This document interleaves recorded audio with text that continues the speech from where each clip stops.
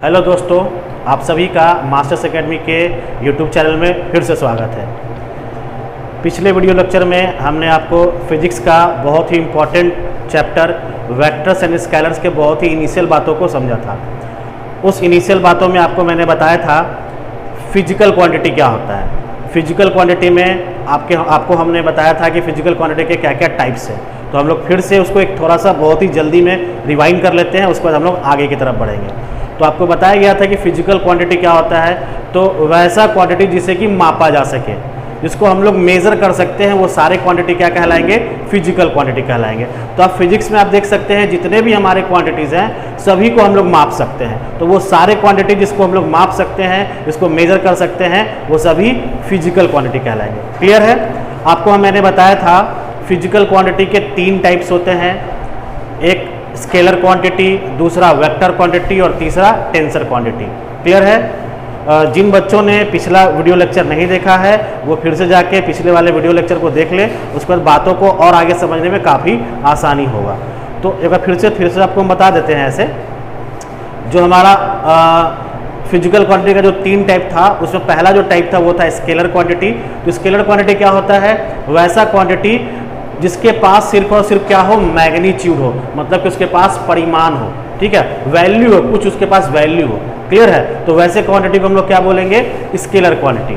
ठीक। Vector quantity, तो वैसा क्वांटिटी जिसके पास मैग्नीट्यूड भी हो, डायरेक्शन भी हो, और साथ में एक बड़ा ही इंपॉर्टेंट बात उससे जुड़ा हुआ है, वो है triangle rule of addition of vector. मतलब कि वैसा क्वांटिटी जिसके पास डायरेक्शन भी हो, मैग्नीट्यूड भी हो, और वो triangle rule of addition of vector को भी फॉलो करे, तो वैसे क्वांटिटी को हम लोग वेक्टर क्वांटिटी कहते हैं। क्लियर है? फिर आपको टेंसर क्वांटिटी के बारे में भी बताया गया था कि टेंसर क्वांटिटी होता क्या है। वैसे आपके सिलेबस में इसको पढ़ना नहीं है, लेकिन फिर भी आपको इसे जानना चाहिए। तो टेंसर क्वांटिटी वैसा क्वांटिटी जिसका डिफरेंट डायरेक्शन में डिफरेंट मैग्नीट्यूड हो, वैसे क्वांटिटी को हम लोग टेंसर क्वांटिटी कहेंगे। जैसे कि इलेक्ट्रिक करंट क्या है, ये एक टेंसर क्वांटिटी है।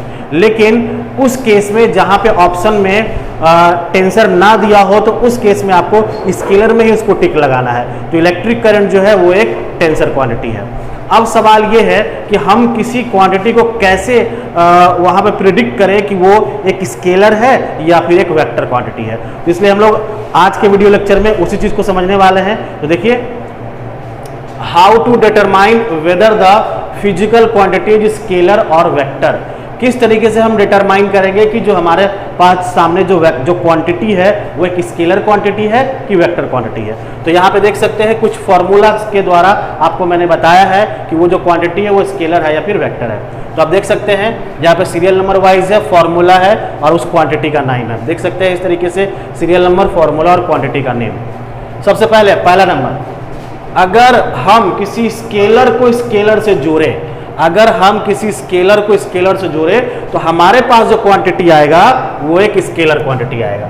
अगर हम किसी स्केलर को स्केलर से जोड़े तो हमारे पास जो क्वांटिटी आएगा वो एक स्केलर क्वांटिटी आएगा। जैसे कि 3 किलो आम के साथ 4 किलो आम और जोड़ दीजिए।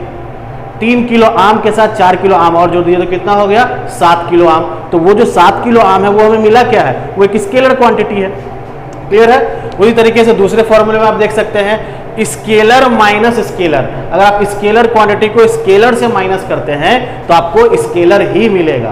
क्लियर है? फिर तीसरा देखते हैं स्केलर इनटू स्केलर। स्केलर को आप इनटू करते स्केलर के साथ तो फिर से आपको स्केलर ही मिलेगा। क्लियर है? फिर देखते हैं स्केलर को आप डिवाइड कीजिए स्केलर के साथ, स्केलर को आप डिवाइड करें स्केलर के साथ, आपको स्केलर ही मिलेगा। तो ये तो हुआ हमारा स्केलर से रिलेटेड फॉर्मूला। अब देखते हैं वेक्टर से रिलेटेड फॉर्मूला क्या होगा। क्लियर है? अगर हमारे सामने में कोई वेक्टर क्वांटिटी है और उसको हम वेक्टर से जोड़ दें, वेक्टर को अगर वेक्टर से जोड़ दें तो हमें जो मिलेगा वो एक वेक्टर क्वांटिटी ही मिलेगा। हमें जो मिलेगा वो क्या मिलेगा, एक वेक्टर क्वांटिटी मिलेगा। वेक्टर को किससे जोड़ना है, वेक्टर से।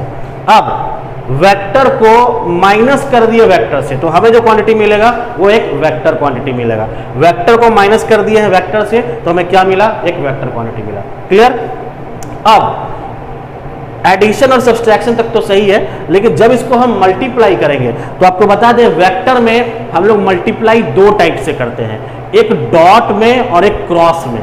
एक डॉट में मल्टीप्लाई करेंगे और एक क्रॉस मल्टीप्लाई करेंगे। तो सबसे पहले हम डॉट में, जैसे कि आप देख सकते हैं यहाँ पे वेक्टर डॉट वेक्टर, यहाँ पे हम लिखे हुए डॉट वेक्टर डॉट वेक्टर, तो इसको हम लोग क्या बोलेंगे, स्केलर। याद रहे, अगर वेक्टर को डॉट करते हैं वेक्टर से तो हमें क्या मिलेगा, एक स्केलर क्वांटिटी मिलेगा। वो अभी हम लोग समझेंगे, पहले फॉर्मूला देख लेते हैं, फिर हम लोग एग्जाम्पल के द्वारा भी उसको समझेंगे। क्लियर है? ये तो डॉट प्रोडक्ट हुआ। अब वेक्टर को अगर क्रॉस करेंगे वेक्टर से, तो यहां हम इसको लिख देते हैं क्रॉस। वेक्टर को अगर क्रॉस करेंगे वेक्टर से तो हमें क्या मिलेगा, एक वेक्टर क्वांटिटी मिलेगा। ध्यान रहे, मल्टीप्लिकेशन में दो टाइप से हम लोग उसके करते हैं, एक डॉट से और एक क्रॉस से। वेक्टर डॉट वेक्टर, अगर वेक्टर को डॉट करेंगे वेक्टर से तो स्केलर मिलेगा, और वेक्टर को क्रॉस करेंगे वेक्टर से तो हमें क्या मिलेगा, एक वेक्टर मिलेगा। क्लियर है? अब वेक्टर डिवाइडेड बाय वेक्टर, तो जब आप वेक्टर क्वांटिटी को वेक्टर से डिवाइड करेंगे तो वो नॉट डिफाइंड के कैटेगरी में आएगा, क्योंकि हम लोग वेक्टर में हम लोग डिवीजन नहीं कर सकते हैं। ठीक है, वेक्टर्स को डिवीजन नहीं कर सकते हैं, तो इसलिए vector divided by vector not defined, ये क्या होगा, उसको डिफाइन नहीं कर सकते हैं। वही तरीके से वेक्टर और स्केलर को हम लोग ऐड भी नहीं कर सकते हैं, vector plus scalar not defined, vector और स्केलर को हम लोग ऐड भी नहीं कर सकते हैं। तो अगर हम ऐड नहीं करेंगे तो सब्सट्रैक्ट भी नहीं करेंगे, तो vector minus scalar, vector minus scalar, ये भी क्या होगा, नॉट डिफाइंड, इसको भी हम लोग डिफाइन नहीं कर सकते हैं। अब वेक्टर क्रॉस स्केलर, वेक्टर को अगर आप स्केलर से इनटू करेंगे तो आपको मिलेगा, वो क्या मिलेगा, वेक्टर क्वांटिटी। वेक्टर को इनटू करते हैं स्केलर से तो आपको जो मिलेगा वो मिलेगा वेक्टर क्वांटिटी। वही तरीके से वेक्टर को अगर आप डिवाइड करेंगे स्केलर से, वेक्टर को डिवाइड करेंगे स्केलर से, ध्यान रहे वेक्टर को वेक्टर से डिवाइड करने पे नॉट डिफाइंड, लेकिन वेक्टर को डिवाइड करेंगे स्केलर से तो हमें वेक्टर ही मिलेगा। समझ में आया? अब जब आप स्केलर को डिवाइड करेंगे वेक्टर से, स्केलर क्वांटिटी को वेक्टर से डिवाइड करेंगे तो ये भी क्या होगा, नॉट डिफाइंड होगा। ठीक है, तो इस तरीके से हम कुछ फॉर्मूले के द्वारा हम समझ सकते हैं कि कैसे कोई क्वांटिटी वेक्टर होगा या फिर स्केलर होगा। अब आपके सामने में हम 2-3 एग्जाम्पल देते हैं जिससे कि इस फॉर्मूला को हम लोग वहां पे यूज कर पाए। फॉर एग्जाम्पल मान लीजिए हम स्पीड लेते हैं, स्पीड, आप लोग स्पीड का फॉर्मूला जानते होंगे। स्पीड का फॉर्मूला होता है distance upon time, distance upon time. तो डिस्टेंस कौन सा क्वांटिटी होता है, डिस्टेंस, तो डिस्टेंस एक स्केलर क्वांटिटी होता है। टाइम कौन सा क्वांटिटी होता है, वो भी एक स्केलर क्वांटिटी होता है। जहां आप लिख सकते हैं स्केलर डिवाइडेड बाय स्केलर। तो अब देखिए फॉर्मूले में स्केलर डिवाइडेड बाय स्केलर कहाँ है, स्केलर डिवाइडेड बाय स्केलर, तो हमें क्या मिलेगा, एक स्केलर क्वांटिटी मिलेगा, एक स्केलर क्वांटिटी मिलेगा। और स्पीड जो होता है वो एक स्केलर क्वांटिटी होता है।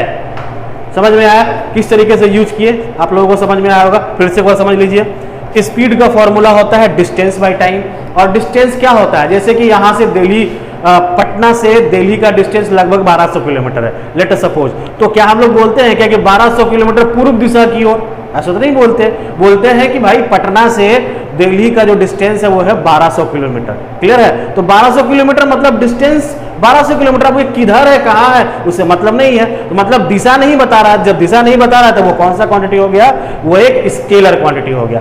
टाइम 2 घंटा, 3 घंटा, 2 सेकेंड, 3 सेकेंड, क्या बोलते हैं क्या कि 4 घंटा ये पश्चिम दिशा की ओर है, ऐसा तो नहीं बोलते हैं। तो इसलिए टाइम भी क्या हो गया, ये एक स्केलर क्वांटिटी हो गया। तो जब आप स्केलर को डिवाइड करते हैं स्केलर से तो आपको क्या मिलता है, एक स्केलर क्वांटिटी ही मिलता है। क्लियर है? समझ में आया?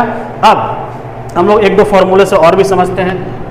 क्लियर है? यहाँ ऊपर वाला इरेज कर देते हैं। पहले आप लोग स्क्रीन, अगर चाहते तो आप लोग इसका स्क्रीनशॉट ले लें तुरंत, फिर हम लोग कुछ और भी यहाँ पे एग्जांपल देके उसको समझेंगे कि ये क्वांटिटी स्केलर होगा या फिर वेक्टर होगा।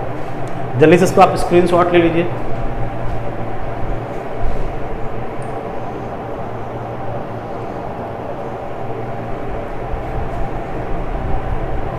आई होप कि स्क्रीनशॉट ले लिए होंगे आप लोग। ऊपर का हम इरेज कर देते हैं।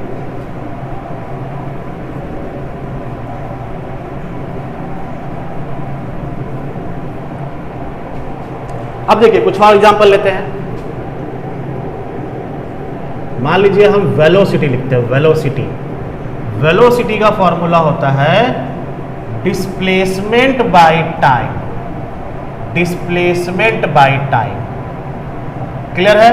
तो डिस्प्लेसमेंट कौन सा क्वांटिटी होता है? तो डिस्प्लेसमेंट एक वेक्टर क्वांटिटी होता है। डिस्प्लेसमेंट एक वेक्टर क्वांटिटी होता है। टाइम अभी अभी हमने समझा कि एक स्केलर क्वांटिटी होता है। तो वेक्टर बाय स्केलर मतलब वेक्टर डिवाइडेड बाय स्केलर। अब फॉर्मूले में देखिए, वेक्टर डिवाइडेड बाय स्केलर हमें क्या मिल रहा है? एक वेक्टर क्वांटिटी। हमें क्या मिल रहा है? एक वेक्टर क्वांटिटी। उसी तरीके से आप देखिए, वेलोसिटी हमारा कौन सा क्वांटिटी कहलाया? एक वेक्टर क्वांटिटी। तो वेलोसिटी का फॉर्मूला क्या हुआ? डिस्प्लेसमेंट बाय टाइम, और डिस्प्लेसमेंट एक वेक्टर क्वांटिटी है तो हम यहां पे लिख दिए, टाइम एक स्केलर क्वांटिटी है तो नीचे में लिख दिए। अब आप फॉर्मूले की तरफ देखिए, वेक्टर डिवाइडेड बाय स्केलर हमें क्या मिला? एक वेक्टर क्वांटिटी। इसका मतलब ये हुआ कि वेलोसिटी जो है एक वेक्टर क्वांटिटी है। कुछ और भी एग्जांपल हम लोग देखते हैं।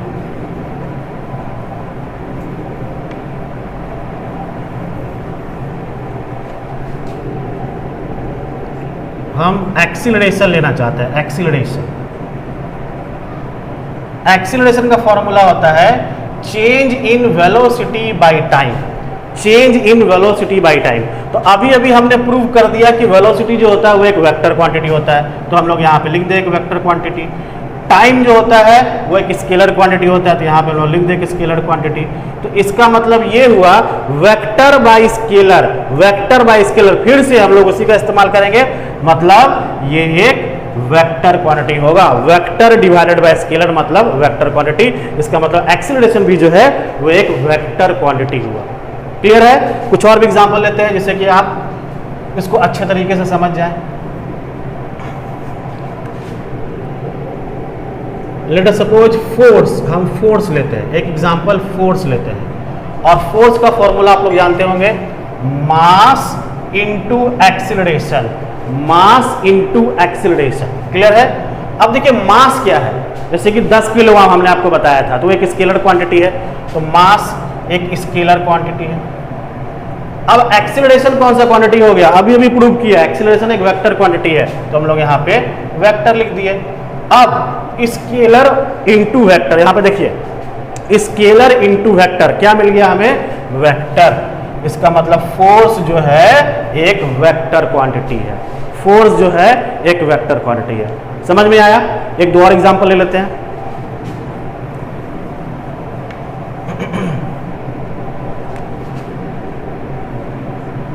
Work done. वर्क डन का फॉर्मूला, और आप लोग जानते होंगे वर्क डन का फॉर्मूला होता है force into displacement. Force into displacement, और इसमें जो इनटू हम लोग लेते हैं वो डॉट लेते हैं, याद रखिएगा। इसमें जो हम लोग इनटू लेते हैं वो डॉट लेते हैं, ठीक। तो अब देखिए फोर्स क्या है, अभी हम लोग प्रूव कर दिए ये एक वेक्टर क्वांटिटी है, मतलब वेक्टर डॉट, और ये क्या है हमारा डिस्प्लेसमेंट, ये भी एक वेक्टर क्वांटिटी है। अब आप अभी आपको थोड़ी देर पहले बताए थे फॉर्मूला, वेक्टर डॉट वेक्टर होगा, वेक्टर डॉट वेक्टर होगा तो हमें क्या मिलेगा? स्केलर क्वांटिटी मिलेगा। समझ में आया? वेक्टर डॉट वेक्टर होगा तो हमें क्या मिलेगा? एक स्केलर क्वांटिटी मिलेगा। क्लियर है?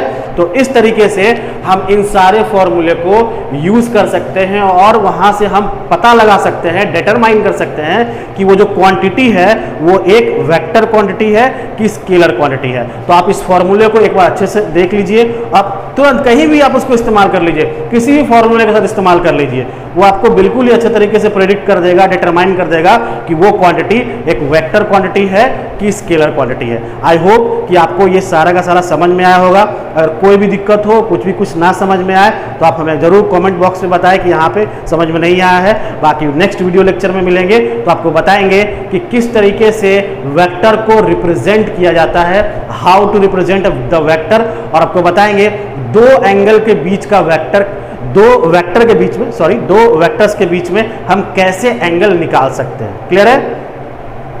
आई होप आपको ये सारा का सारा वीडियो अच्छे से समझ में आया होगा। मिलते हैं हम लोग नेक्स्ट वीडियो लेक्चर में। आज के लिए इतना ही।